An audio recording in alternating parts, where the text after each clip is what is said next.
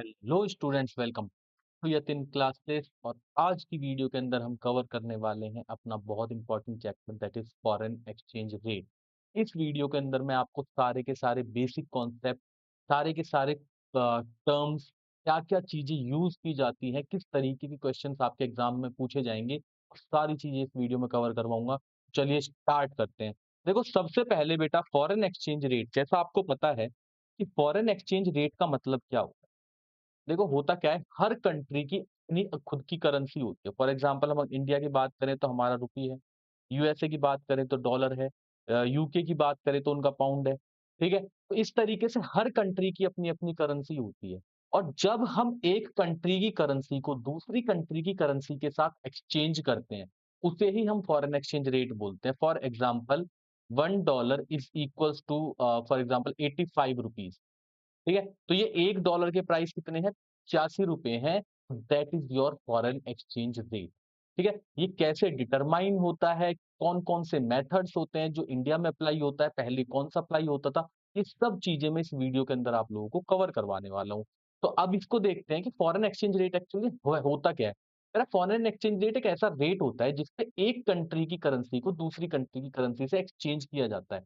For example, मान के चलो आप यूएसए गए, और यूएसए गए तो आपको वहां के डॉलर्स की जरूरत पड़ेगी। तो डॉलर्स को लेने के लिए आपको उनको इंडियन रुपीस देने पड़ेंगे। अब वो आपसे बोलेंगे कि $1 के प्राइस 85 है। फॉर एग्जांपल, मान लो आपने $1000 लिए, 1000 into 85 कर दो, आपको उन्हें 85,000 रुपीज देने पड़ेंगे, that you will get the US dollar of 1000। Clear हुआ यहाँ तक? ठीक है। फॉरेन एक्सचेंज रेट की डेफिनेशन देखते हैं। What is foreign exchange rate? It is a rate at which one unit of currency of one country is exchange with the same unit of other currency. For example, $1 के price कितने रुपए चल रहे हैं अभी? 90 रुपए चल रहे हैं। That is your foreign exchange rate. यहाँ पे आपको डायग्राम में देखो दिखाई दे रहा हो। ठीक है, आपने पैसे देके इनसे डॉलर्स को ले लिया। आई होप यहाँ तक क्लियर हुआ। ठीक है, आगे बढ़ते हैं। आगे कह रहा है ये फॉरेन एक्सचेंज क्या होता है? कह रहा है it refers to all currency other than domestic currency of a given country. हमारी कंट्री को छोड़ के, मतलब हमारे भारत के रुपए को छोड़ के, जितनी भी कंट्री की करेंसी है हमारे लिए सारे के सारे फॉरेन एक्सचेंज है। फॉर एग्जांपल, अगर आप यहाँ देखोगे, यूएसए का ये डॉलर हो गया, ये पाउंड हो गया, ये आई थिंक रियाल हो गया, या सऊदी अरब का जो भी है, हाँ ये रियाल हो गया। ठीक है, तो हर कंट्री की करेंसी, चाहे कोई सा भी हो, चाहे नेपाल का हो, चाहे पाकिस्तान का हो, चाहे श्रीलंका का हो, चाहे किसी भी और कंट्री का हो, हर कंट्री की करेंसी भारत को छोड़ के जितनी भी अलग करेंसी होंगी, वो सारी की सारी क्या कहलाएंगी बेटा? फॉरेन एक्सचेंज कहलाएंगी। यहां तक क्लियर हुआ? फॉरेन एक्सचेंज रेट में और फॉरेन एक्सचेंज में डिफरेंस समझ में आया? रेट जिस रेट पे एक्सचेंज किया जाता है, और फॉरेन एक्सचेंज का मतलब भारत की करेंसी को छोड़ के जितनी भी करेंसी बची, वो सारी की सारी फॉरेन एक्सचेंज कहलाती है। ठीक है, आगे बढ़ते हैं कि कह रहा है कि टाइप्स कौन कौन से फॉरेन एक्सचेंज रेट के, किस तरीके के फॉरेन एक्सचेंज रेट होते हैं। तो बेटा, तीन तरीके के आपके फॉरेन एक्सचेंज रेट चलते हैं। ठीक है, पहला है fixed exchange rate. Fixed exchange rate को हम बोलते हैं पेग्ड एक्सचेंज रेट सिस्टम, इसका एक और नाम होता है। दूसरा है फ्लेक्सिबल एक्सचेंज रेट, पूरा का पूरा डिटेल में करवाऊंगा, सारी चीजें आप लोगों को कवर करवाने वाला हूँ इसी वीडियो के अंदर। फ्लेक्सिबल का दूसरा नाम होता है फ्लोटिंग एक्सचेंज रेट, और तीसरा होता है मैनेज्ड फ्लोटिंग, इसका नाम होता है डर्टी फ्लोटिंग रेट सिस्टम। ठीक है, एक एक करके स्टार्ट करते हैं। फिक्स्ड एक्सचेंज रेट सिस्टम क्या होता है, फ्लेक्सिबल क्या होता है, और मैनेज्ड फ्लोटिंग क्या क्या होता है। तो चलिए आगे बढ़ते हैं। आगे कह रहा है, सबसे पहले हम बात करेंगे कि फिक्स्ड एक्सचेंज रेट सिस्टम आने से पहले हमारे देश के अंदर क्या चलता था। तो देखो बेटा, दो तरीके के सिस्टम थे। एक सिस्टम था गोल्ड स्टैंडर्ड सिस्टम, और दूसरा सिस्टम था Brayton would system. Gold standard system आपका 1940 तक 14 तक चला था, फ्रॉम 1870। ठीक है, गोल्ड स्टैंडर्ड सिस्टम में क्या होता था, हर कंट्री की करेंसी को एक डॉलर की मेजरमेंट दे दी जाती थी। For example, 1 rupee is equal to 1 gram of gold, और $1 is equal to 10 gram of gold. अब इनको किस में मेजर कर दिया गया? गोल्ड में मेजर कर दिया गया। तो क्या मैं ये कह सकता हूँ कि $1 इज इक्वल टू 10 रुपीज? $1 की कीमत कितनी हो गई? 10 रुपए हो गई, क्योंकि 1 ग्राम का 1 रुपया था और 10 ग्राम का $1 था। तो मैंने जब एक्सचेंज रेशियो निकाली तो $1 के कितने रुपए आ गए? 10 रुपए निकल के आ गए। पहले कंट्री की करेंसी को किसमें मेजर किया जाता था? गोल्ड में। ठीक है, gold standard system of exchange rate, या मिंट प्रायोरिटी वैल्यू सिस्टम भी इसे बोलते थे। Under this system, gold was taken as common unit of priority between currency of different countries. Each country was to define value of its currency in terms of gold, and comparison was made accordingly. Her country की currency को, अपनी currency को gold में major करना चाह पड़ता था। The gold value of currency is known as mint value और मिंट प्रायोरिटी वैल्यू। क्लियर हुआ यहाँ तक? ठीक है। दूसरा सिस्टम आया ब्रेटन वुड्स सिस्टम। ये चला बेटा 1944 से लेके 1971। ठीक है। इसके अंदर क्या था, हर कंट्री की करेंसी को पेग कर दिया गया एक सिस्टम के अंदर, मतलब हर कंट्री करेंसी को अब एक कॉमन करेंसी में मेजर करा जाना था, और वो कॉमन करेंसी थी यूएस डॉलर्स। ठीक है। Under the system currency of different country were pegged to a currency of one country, और वो कौन सा था, यूएस डॉलर। आज के टाइम पे आप कुछ भी सामान मंगवा लो, फॉर एग्जांपल मैं यूएसए का नाम नहीं ले रहा, आपको अगर दुबई से कोई सामान मंगवाना है, आपको उनको डॉलर्स में ही पेमेंट करनी पड़ेगी। ठीक है? क्योंकि वो डॉलर्स को एक्सचेंज करके फिर उससे अपनी जो भी उनकी करेंसी है, उसको वो कन्वर्ट करते हैं। बट पहले आपको पेमेंट किसमें करनी है? डॉलर में। क्योंकि हर कंट्री की करेंसी को किसमें मेजर किया जा रहा है आज के टाइम पे? डॉलर से मेजर किया जा रहा है। Each country was to define in terms of US dollar and comparison was made accordingly. यहाँ पे बेटा देखो गोल्ड चल रहा था, और यहाँ पे क्या चल रहा है? यहाँ पे चल रहा है अब dollar. This system give birth to IMF as a central institution in international monetary system. IMF की फुल फॉर्म क्या है? 1 नंबर का क्वेश्चन आता है। International monetary fund. ठीक है? इसी ने जन्म दिया था इंटरनेशनल मॉनेटरी फंड को, जो वर्ल्ड बैंक जिसको हम एक तरीके से बोलते हैं ना, तो इंटरनेशनल मॉनेटरी फंड भी उसी का एक पार्ट है, जो लोगों को लोन प्रोवाइड करवाता है। लोगों को मतलब अलग-अलग देशों को आईएमएफ अपना लोन प्रोवाइड करवाता है। ये पूरा का पूरा आप लोग पढ़ोगे इंडियन इकोनॉमिक सिस्टम के अंदर। बस इतना ध्यान रखना कि गोल्ड स्टैंडर्ड सिस्टम क्या था और ब्रेटन वुड क्या था। ठीक है?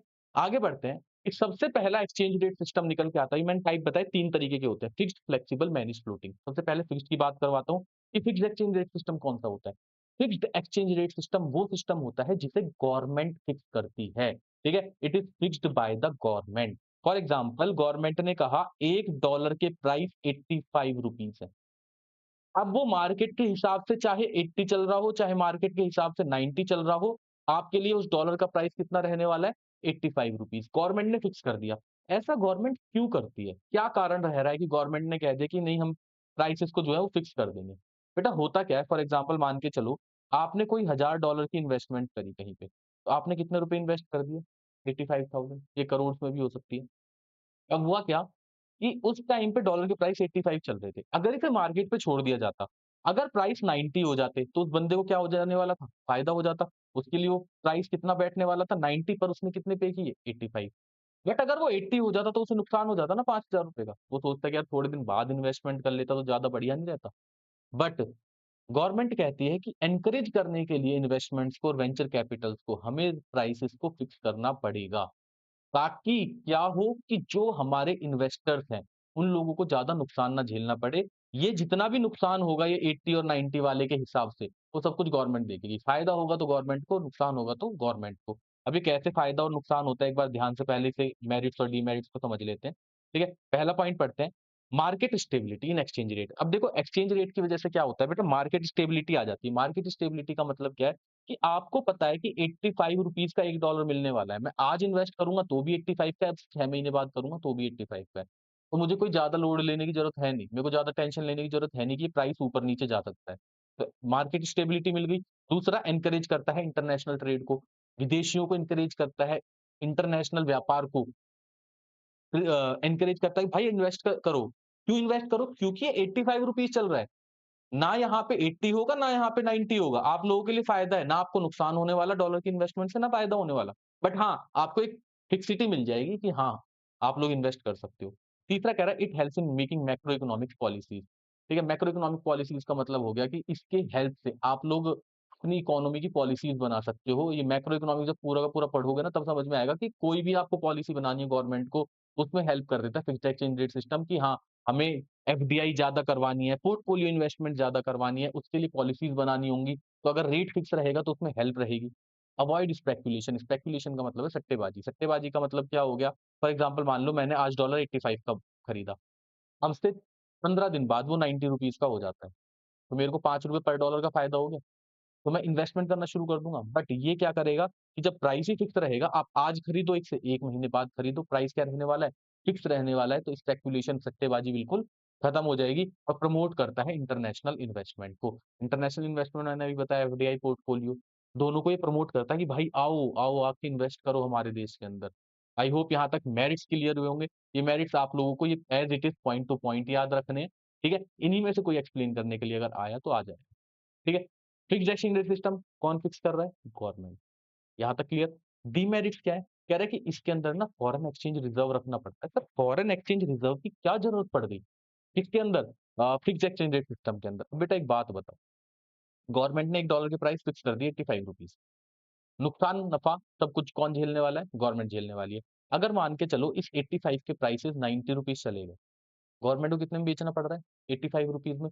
₹5 किसको देने पड़ रहे हैं अपनी जेब से? गवर्नमेंट को देने पड़ रहे हैं। इस ₹5 के लिए रिजर्व बना के रखना पड़ेगा ना, अपने पास भी तो डॉलर रखने पड़ेंगे।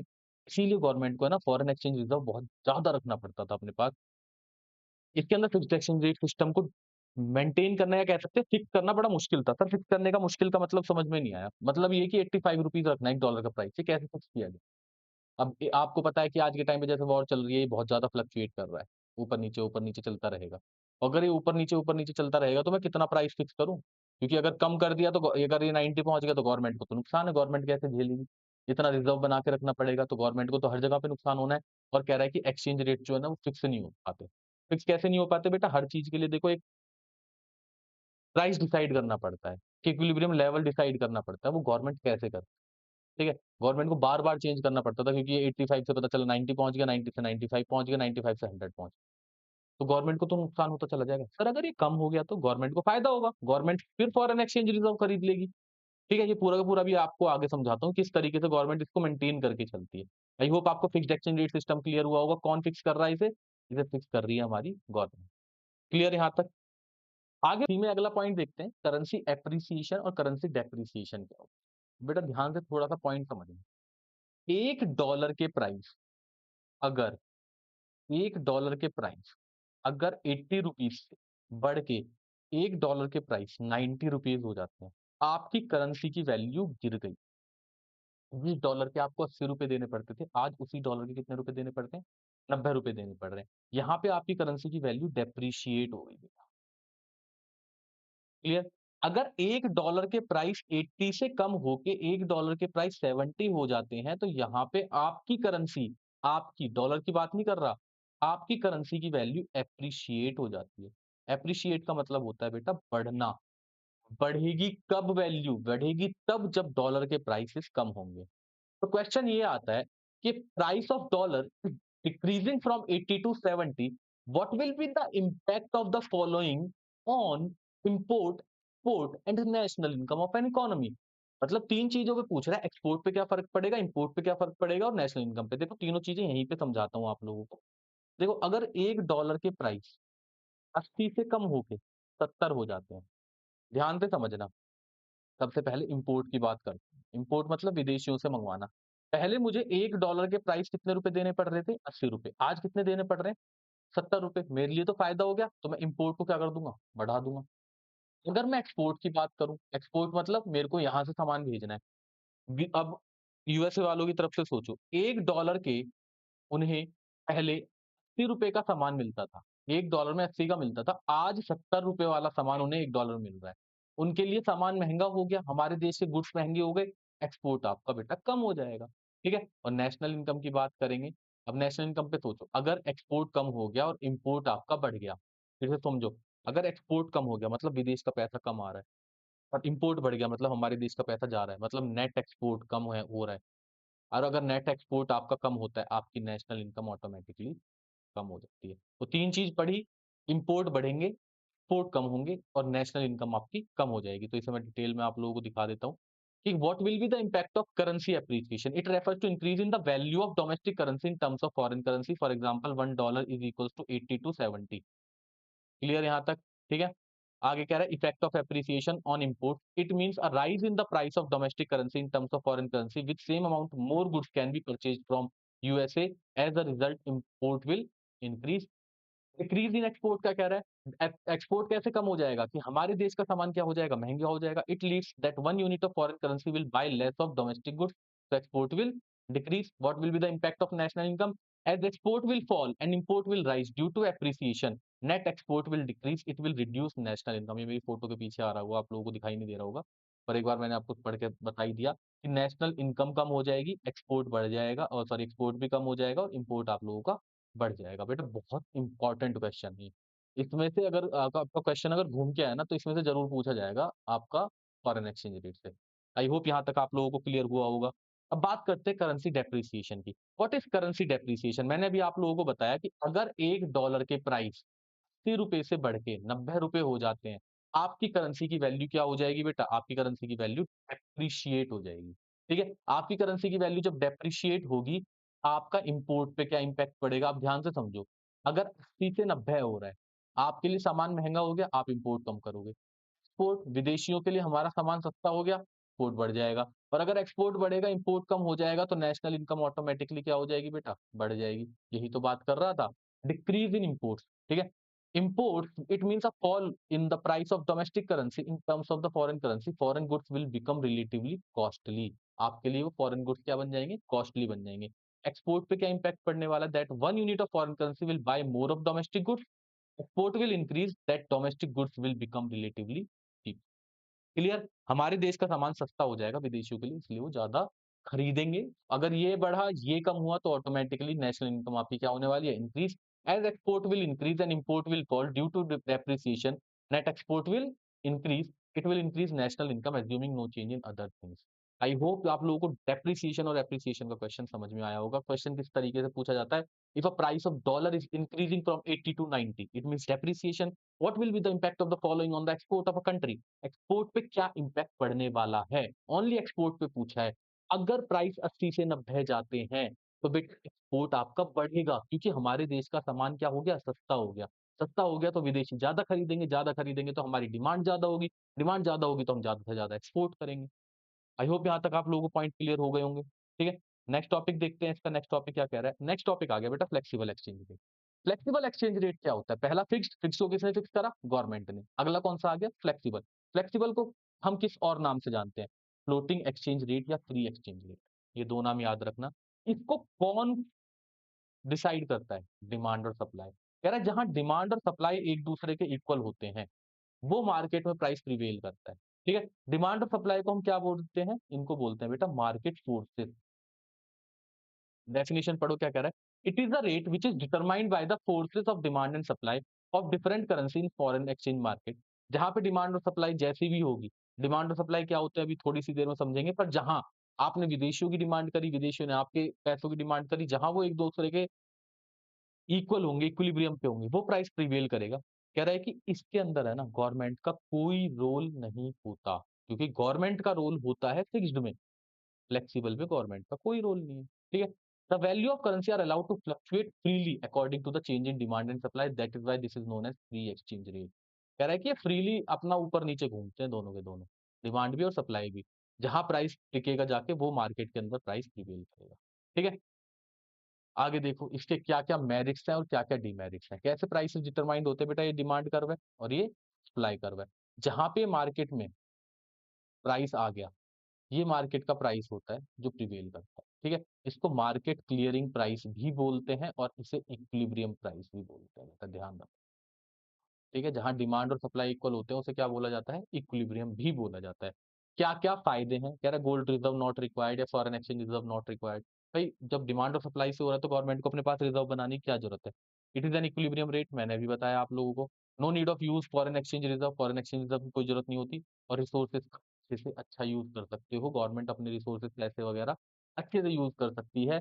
यहाँ पे फँसी नहीं रहेगी कि मैं प्राइस फिक्स कर दूँ 85 पे, 90 पे। प्राइसेस ऑटोमैटिकली डिटरमाइन कर रहा है कौन? डिमांड और सप्लाई। डिमेरिट क्या है? इनस्टेबिलिटी, ऑब्वियस बात है। कभी प्राइस ऊपर, कभी प्राइस नीचे। आज देख रहे हो गोल्ड, सिल्वर के रेट ऊपर-नीचे चल रहे हैं, फ्लक्चुएट कर रहे हैं ना सिल्वर के प्राइसेस। डॉलर के देखते हो प्राइसेस ऊपर-नीचे फ्लक्चुएट करते रहते हैं। इसी को बोलते हैं इनस्टेबिलिटी। तो कह रहे हैं इसके अंदर इनस्टेबिलिटी, स्पेक्युलेटिव एक्टिविटीज़ भैया अपने आप बढ़ जाएगी। मान के चलो आज मैंने 85 का डॉलर खरीदा, कल 90 हो गए मैं बेच दूँगा। ठीक है? कल को अगर 80 हो गया तो मेरे को नुकसान हो जाएगा। स्पेकुलेशन, सट्टेबाज़ी तो चलती रहेगी। क्रिएट्स इन्फ्लेशनरी सिचुएशन, बेटा इन्फ्लेशनरी सिचुएशंस बनाने के बहुत ज़्यादा चांसेस होते हैं। अगर डॉलर के प्राइस डिमांड ज़्यादा कर दी, ये प्राइस बढ़ जाएगा, सारी चीज़ें आप लोगों के लिए महँगी हो जाएँगी और ये होगा तो ऑटोमैटिकली महँगाई आपके यहाँ पे आ जाएगी, इसीलिए इन्फ्लेशनरी सिचुएशन बनाता है। आई होप यहाँ तक आप लोगों को पॉइंट सारे के सारे क्लियर हुए होंगे। ठीक है? कहीं भी डाउट आता है कमेंट सेक्शन खुला हुआ है, आप लोग पूछ। चलो जी, डेप्रिसिएशन और एप्रिसिएशन इन दोनों के बीच में आपको डिफरेंस मैं आप लोगों को पूरा क्लियर करवा चुका हूँ। अब बात करते हैं सर डिवैल्यूएशन और डेप्रिसिएशन का मतलब क्या है? अब देखो ध्यान से समझना। फिक्स्ड को किसने फिक्स किया? सर फिक्स्ड को किया गवर्नमेंट ने। फिक्स्ड को किसने फिक्स किया था? गवर्नमेंट ने। ठीक है? अगर $1 के प्राइस ₹60 हैं और गवर्नमेंट ने उसके प्राइस कितने करे हुए हैं? 70। ठीक है? तो गवर्नमेंट ने अपनी वैल्यू बढ़ा रखी है ना, इसको बोलते हैं बेटा फिक्स्ड में रीवैल्यूएशन। ध्यान से समझना, इसको क्या बोलते हैं? रीवैल्यूएशन। अब इसी को मैं फ्लेक्सिबल में लेके आता हूँ। फ्लेक्सिबल कौन फिक्स करता है? Sir demand and supply. ठीक है? अब यहाँ डिमांड एंड सप्लाई की वजह से $1 के प्राइस जो है वो 80 से 70 हो जाते हैं। यहाँ वैल्यू बढ़ी, इसको बोलते हैं एप्रिसिएशन। दोनों में फ़र्क क्या हुआ? दोनों का मतलब ही तो वैल्यू का बढ़ना हुआ।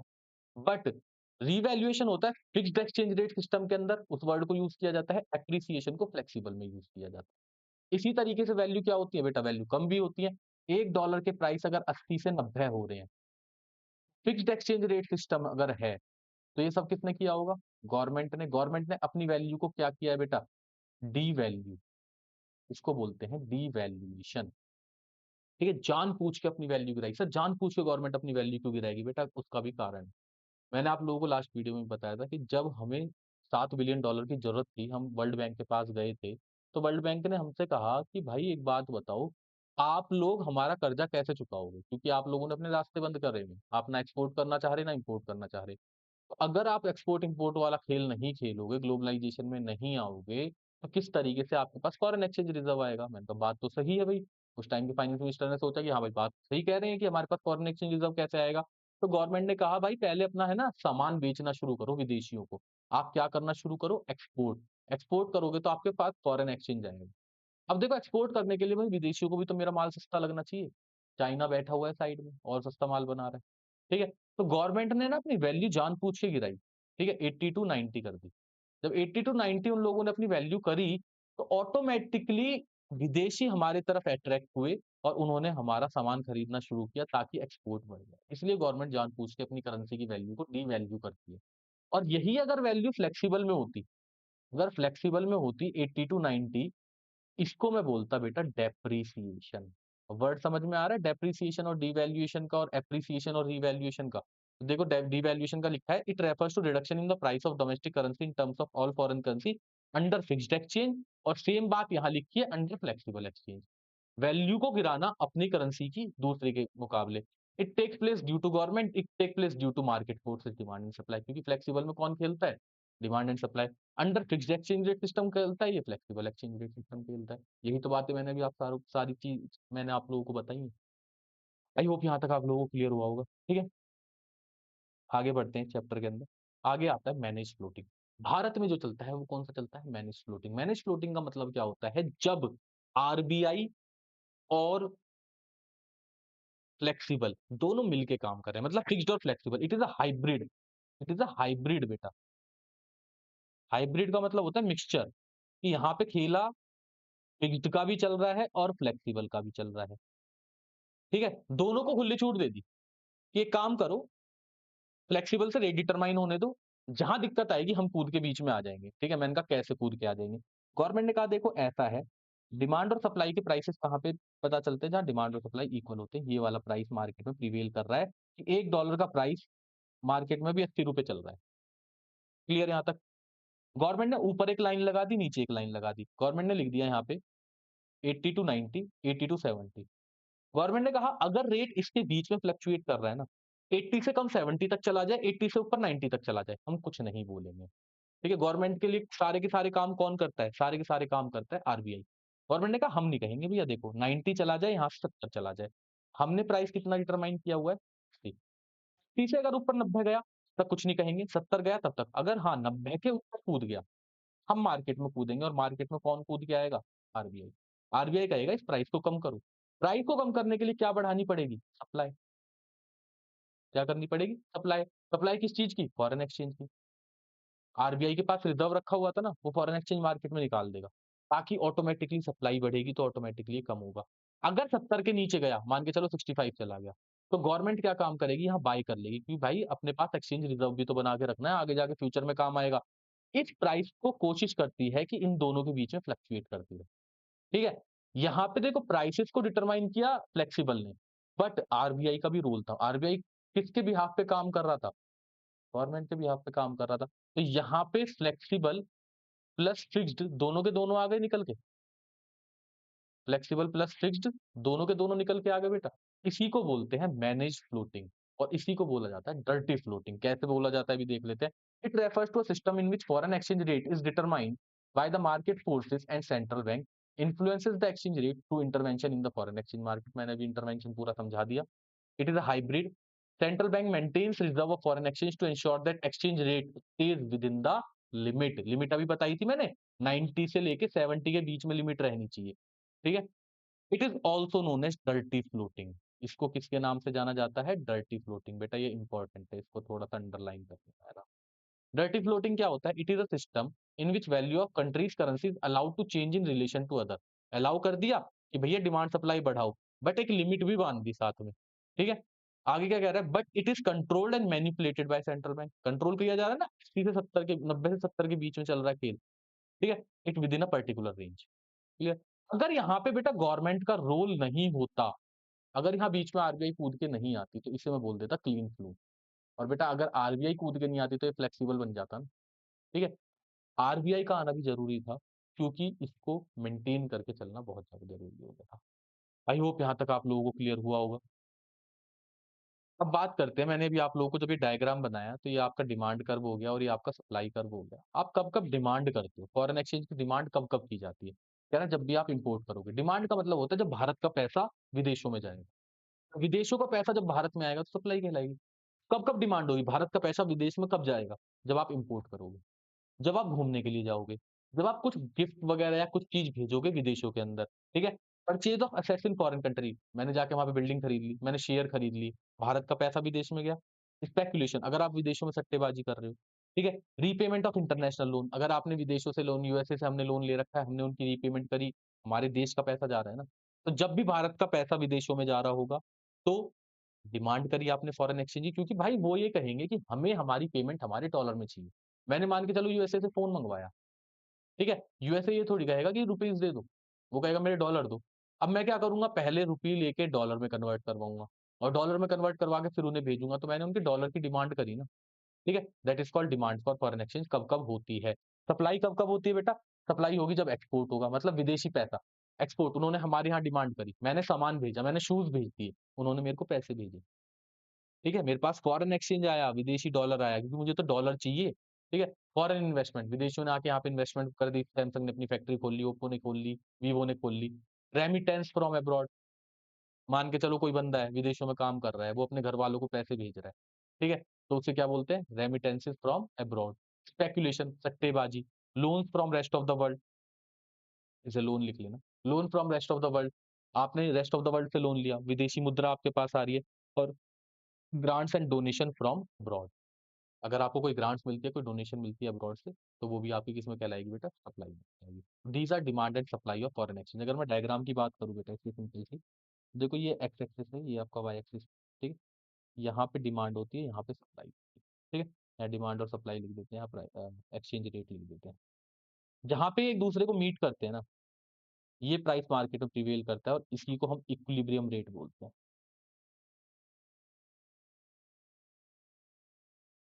ठीक है? ये आपका डिमांड कर्व था। अगर डिमांड कर्व आपका डिमांड बढ़ गई और सप्लाई नहीं बढ़ी, अगर ये डिमांड ऊपर की तरफ बढ़ गई, ऑटोमैटिकली आपका जो प्राइस था पहले ₹80 वो बढ़ के 90 हो जाएगा। और अगर डिमांड कम हो गई, तो बेटा प्राइस आपका 70 हो जाएगा। ठीक है? इसी तरीके से अगर मैं दोबारा से एक डायग्राम देखूँ, ये डिमांड कर्व था, ये सप्लाई कर्व था। ठीक है? अगर सप्लाई बढ़ गई, अगर किसी चीज़ की सप्लाई पहले मार्केट में प्रिवेल ये कर रहा था, अब अगर सप्लाई बढ़ गई तो नया प्राइस ये आ गया, प्राइस ऑटोमैटिकली कम हो गया, 80 से 70।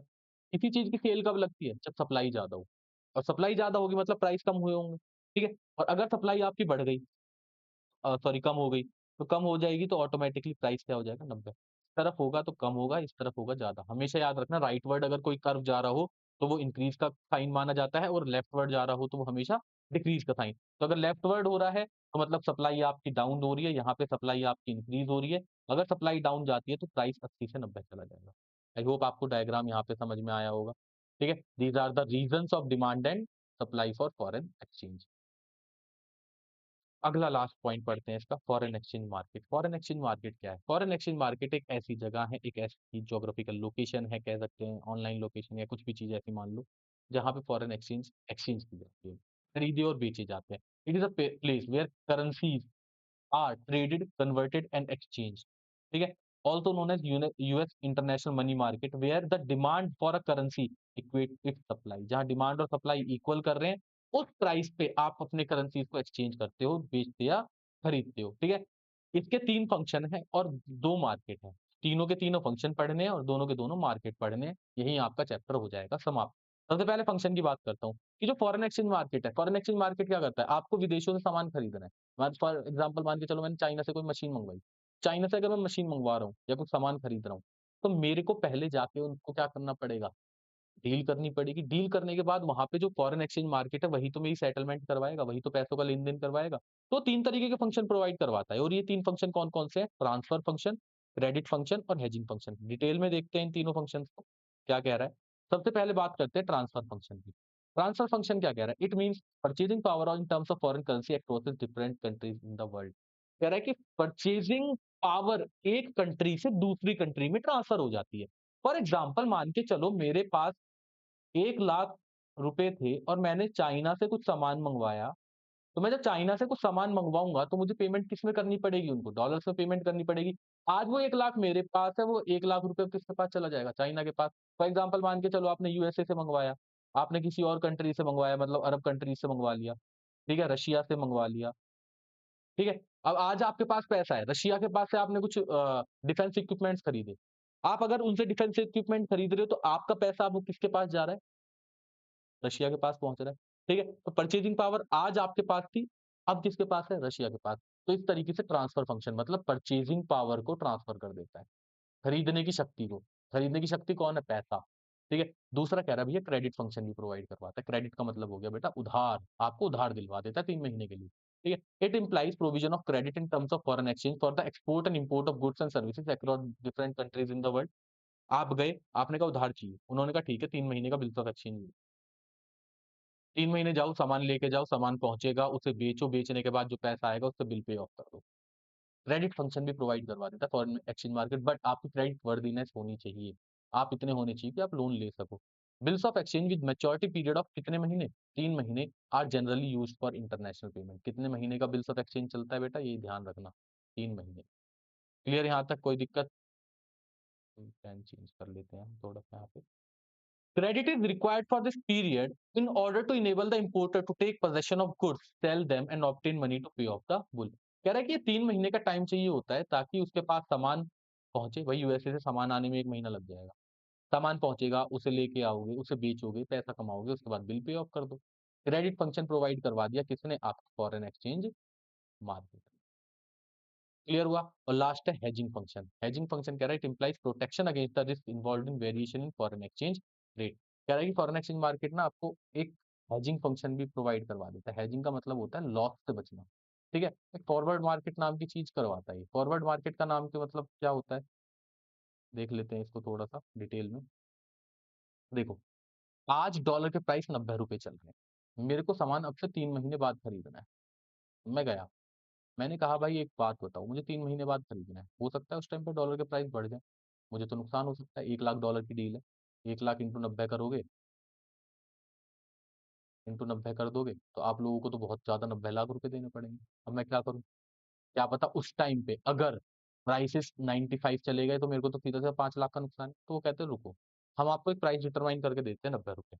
उससे 3 महीने बाद जो भी रेट चल रहा होगा उसी रेट पे आपको मतलब ₹90 पे ही आपको देना है, चाहे उस टाइम पे रेट 85 चल रहा हो, चाहे 95 चल रहा हो। आपको उससे कोई मतलब नहीं है, आपको प्राइस कितना मिलेगा? ₹90 ही मिलेगा। इसी मार्केट को बोलते हैं फॉरवर्ड मार्केट। ठीक है, अभी मैं मार्केट पढ़ाऊँगा तो उसी में समझाऊँगा। This is called hedging function. आपको लॉस होने से बचा लेता है। ठीक है, जिस तरीके से इस टाइम पे सिचुएशन चल रही है वॉर की, आपको पता है डॉलर के प्राइस ऊपर जाने ही जाने, महँगाई बढ़नी ही बढ़नी है और महँगाई अगर ऑटोमैटिकली बढ़ेगी तो आने वाले टाइम के अंदर बंदे को नुकसान हो सकता है। तो नुकसान हो सकता है तो उसको बचाने के लिए हम किसका फंक्शन का यूज़ करते हैं? हेजिंग का। आई होप यहाँ तक आप लोगों को क्लियर हुआ होगा। ठीक है, हेजिंग फंक्शन भी। अब बात करते हैं मार्केट कितने टाइप की होती है, तो टाइप्स कह रहा है भैया 2 तरीके के होते हैं, एक होता है स्पॉट मार्केट, एक होता है फॉरवर्ड मार्केट। ठीक है? पहले स्पॉट मार्केट की बात कर लूँ। कह रहा है spot market for foreign exchange is that market which handle only spot transaction. आप गए, आपने देखा $1 के प्राइस ₹80 चल रहे हैं, ठीक है? उन्होंने फटाफट टीवी खोला और टीवी पे देखा कि ₹80 चल रहे हैं। आपको तुरंत के तुरंत वहीं पे कन्वर्ट करके दे दिया ₹80 के हिसाब से। That is your spot market. It is of daily in nature, it does not trade in future deliveries. ये फ्यूचर में बात नहीं करते। आप जाओगे तुरंत जो रेट चल रहा है उस रेट पे। आप फॉर एग्ज़ाम्पल मान लो किसी गोल्ड की ज्वेलरी शॉप के ऊपर गए, आपको कोई चेन खरीदनी है। वो फटाफट से आपको चेन दिखाएगा, उसका वेट करेगा, नेट ओपन करेगा, टीवी ओपन करेगा, वहाँ देखेगा क्या प्राइसेज़ चल रहे हैं, उसी प्राइस पे आपको तुरंत के तुरंत डिलीवरी कर देगा। उसी तरीके से फॉरेन एक्सचेंज मार्केट भी काम करता है। आपको यूएसए जाना है कल, अभी जाओ फॉरेन एक्सचेंज मार्केट पे बहुत सारे बूथ बने हुए होते हैं एयरपोर्ट्स के ऊपर। आप जाओगे, उन्हें पैसा दोगे, वो कहेंगे $1 के प्राइस अभी ₹85 चल रहे हैं। आप उन्हें ₹85,000 दो प्लस उनका कमीशन दो, वो आपको डॉलर्स दें। आप लेके आओ डॉलर्स को, एक्सचेंज करो, सीधा निकल जाओ।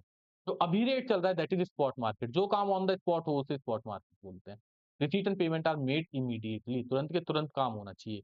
What is forward market? कह रहा forward contract is made with 2 reason. अभी मैंने फॉरवर्ड का आपको एग्जांपल दिया था ये वाला, ठीक है? अब से 3 महीने बाद करना है।